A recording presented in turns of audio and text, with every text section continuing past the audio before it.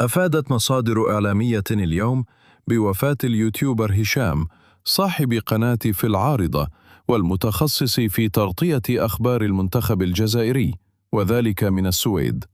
ويعد هشام من أبرز صناع المحتوى في هذا المجال، حيث يتابعه أكثر من 1,000,000 مشترك على قناته، وحقق شهرة واسعة بفضل تحليلاته الدقيقة ومتابعته المستمرة لكل ما يتعلق بالمنتخب الجزائري وأخباره.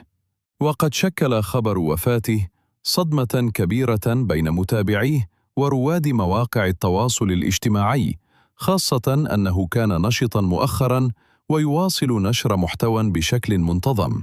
وتداول عدد كبير من النشطاء الخبر مرفقا برسائل نعي مؤثرة عبروا فيها عن حزنهم الشديد لفقدان أحد أبرز الأصوات في هذا المجال.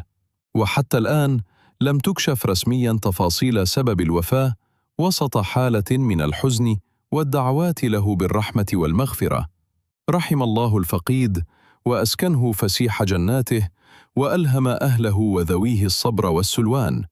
إنا لله وإنا إليه راجعون.